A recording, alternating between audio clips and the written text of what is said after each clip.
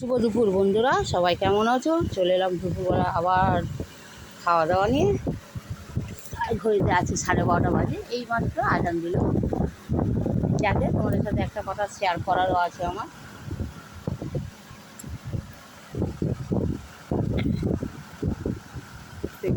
জল খেলাম, তোমাদের সাথে কথাটা শেয়ার করার দাদাভাই কাছে দিয়ে দিই। আর এটা পাঠিয়ে করেছে নিম পাতা, আলু সেদ্ধ করে আর নিম পাতা দিয়ে মেখেছি, যেটা খাওয়াটা খুবই ভালো জিনিস আমার জন্যে। তবে আলুটা না, শুধু নিম পাতাটা, কেন সুগারে আলুতে চলেই না।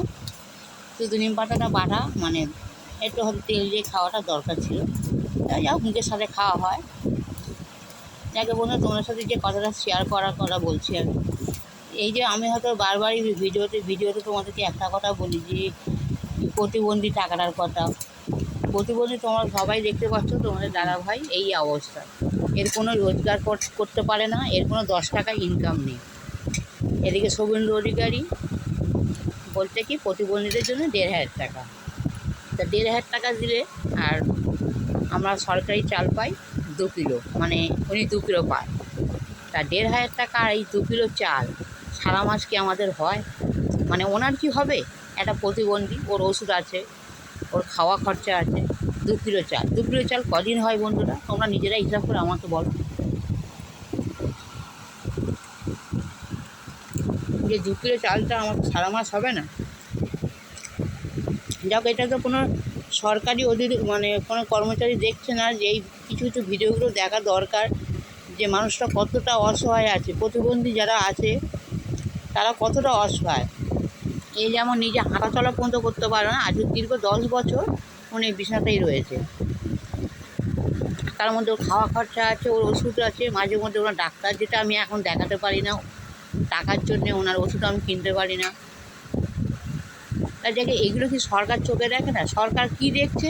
কোথায় ডিজে বাজছে, কোথায় আজান হচ্ছে, কোথায় বস্তি উচ্ছেদ করছে, কোথায় এইগুলো দেখছে। এইগুলো তো করা দরকার না কেন? একটা দীর্ঘ, যাক সেসব নিয়ে আমার আলোচনাটা করা আমার উচিত না, হয়তো আমি সে সম্বন্ধে বুঝি না, আমার সে জ্ঞান নেই।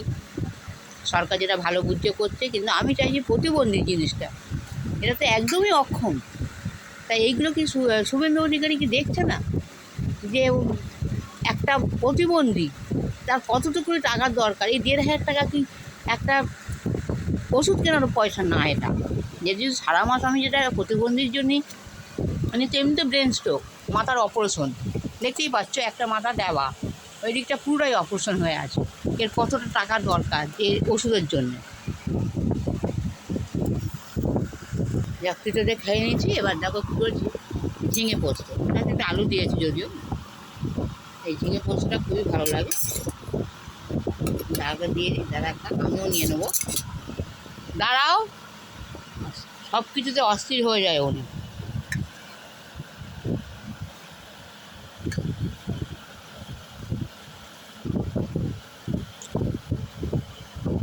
না খাও, আমিও নিয়ে নিই। দেখতেই পাচ্ছ ঝিঙে পোস্তটা খুব সুন্দর হয়েছে। যাও, এখন বর্ষার ওয়েদার, বাইরেটা দেখো পুরো অন্ধকার, এই দেখো, আর বৃষ্টি তো হয়েই যাচ্ছে সকাল থেকে, দেখেছো রাস্তাঘাট পুরো ভিজে। আর আমার আঙুর গাছ দেখো চারদিকে ছড়িয়ে গিয়েছে, এদিকে লাউ কুমড়ো শাকও রয়েছে। যাক, এটা এখন হয়েছে। যাকে বলছি, শুভেন্দু অধিকারী বা যদি কোনো সরকারি আধিকারিক দেখে থাকে, অন্তত প্লিজ দাদা, যে দাদাই দেখুক, আর এটা চিন্তা করতে বলবেন সরকারকে, যে এই প্রতিবন্ধী টাকাটা যদি বাড়ানো হয়, আর টাকাটা সবচেয়ে বড় কথা দেওয়া হয়। টাকা তো আসছে, ধরো যে থেকে ভোট হয়েছে তার আগে থেকে টাকা বন্ধ, ওনারও বন্ধ, আমারও বন্ধ।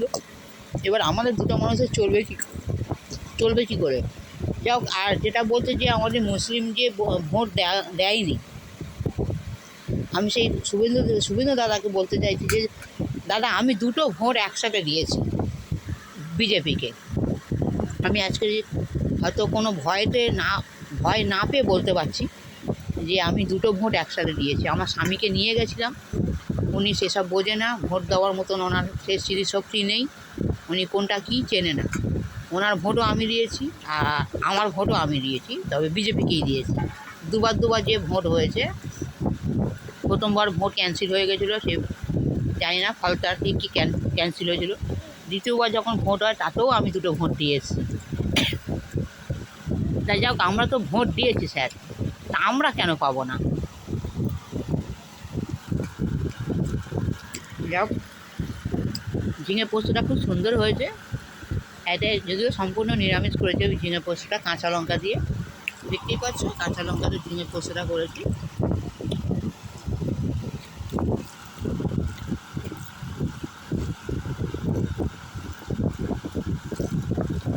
আর সঙ্গমিত্রা পল যে দিদিটা ফোন নাম্বার দিয়েছে, যে মুখোমুখি আমাদের প্রবলেমটা শোনার জন্যে, সেই সঙ্গমিত্রা পলকে আমি অন্তত 4-5বার দিন ফোন করেছি, উনি তো ফোন তোলেই না।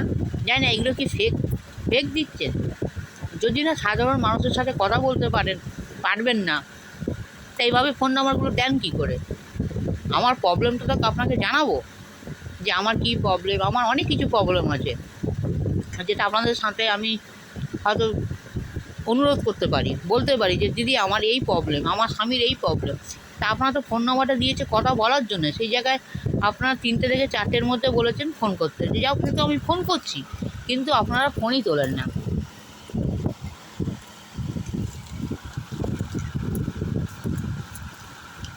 যাক, ঝিঙে পোস্তটাতে খাচ্ছি, ভালোই লাগছে খেতে। যাক, ঝিঙে পোস্তটা খাওয়া গেছে, এবার দেখো এই দেখো লাল লাল ঝাল ঝাল করে একটু সোয়াবিন।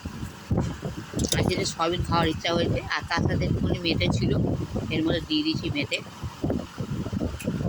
অল্প একটু মেটে ছিল আমার, মানে কালকে তরকারিটা ছিল, তরকারিটা দিয়ে দিচ্ছি, ওপর দিয়ে মেটেগুলো তুলে দিয়ে দিচ্ছি। দাদা ভাই সোয়াবিন খুব একটা পছন্দ করে না, সোয়াবিনটা ও সোয়াবিন আর ডাল, ও খুব বিরক্ত হয় এইগুলো খেতে গেলে। যাক, আলু দিই, এই যে মেটে, এই দেখো মেটে দেখতে পাচ্ছ, মেটে অল্প একটু ছিল, এই 4-5 পিস ছিল, এর মধ্যে দিয়ে দিয়েছিলাম। চামচটা তোলো, চামচটা উঁচু করো।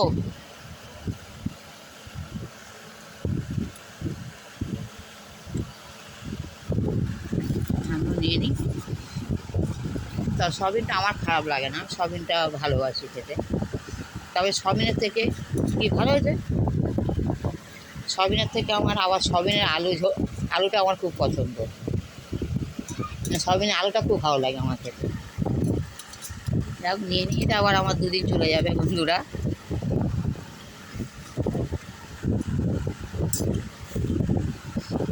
প্রতিদিন মনে করি যে লেবু খাবো, লেবু কাটবো, লেবুই কাটা হয় না, সেই ফ্রিজে থাকে।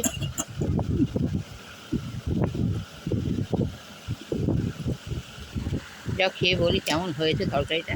তবে আলুটা কম হয়ে গেছে, একটু নেওয়া, একটু আলু নিই আমি। আর বন্ধুরা কিছু মনে করো না, আমার ডান হাতে নিতে হচ্ছে, কেন এক হাতে ফোন আছে, ওই জন্য তরকারিপত্রগুলো আমাকে ডান হাতে নিতে হচ্ছে, যেটা ঠিক না, কিন্তু কিছু করার নেই, কারণ আমার এক হাতে ফোন, আমি এক হাতে ভিডিও করছি আর এক হাতে নেওয়া অসম্ভব হয়ে যাচ্ছে। যাও, খেয়ে দেখি কেমন হয়েছে।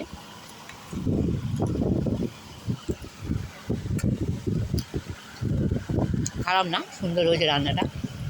তবে সয়াবিনের সাথে বন্ধুরা একটা জিনিস ভালো লাগে, সয়াবিনে যদি একটু মানে মাখা চাকা করতাম আর ডাল করতাম, তা আরও তো ভালো হতো। তাই যাও, একটু রসা রেখেছি, তাই ও খারাপ লাগছে না, ভালো।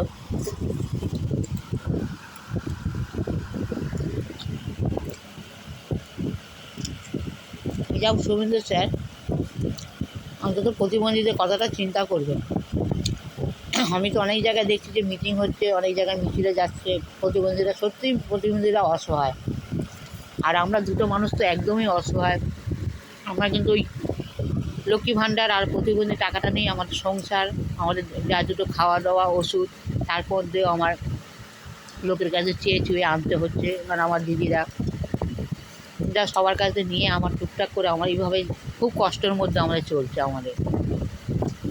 একটু আমাদের কথাটা চিন্তা করবেন, যে প্রতিবন্ধী মানুষটা কিন্তু ওরা সত্যি মানুষ, কিন্তু ওরা হয়তো অসহায় হয়ে আছে।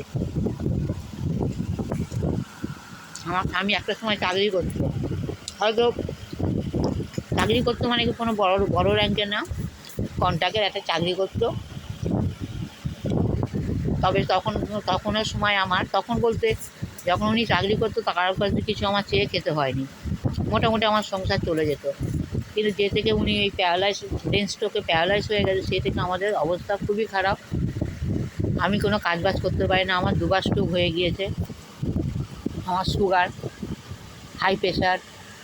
তারপরেও চেষ্টা করছি যে যদি কোথাও একটা কাজ পেয়ে যায়। আমি অনেক এই 9 বছর ধরে অনেক ঘোরাঘুরি করেছি একটা কাজের জন্যে, পাইনি। এখন শুধু ভরসা আমার লক্ষ্মী ভাণ্ডার আর ওনার প্রতিবন্ধী টাকা। এইটা দিয়ে মোটামুটি তবু একটু বুক বাঁধা থাকে যে মাস গেলে এই টাকাটা আমরা পাবো।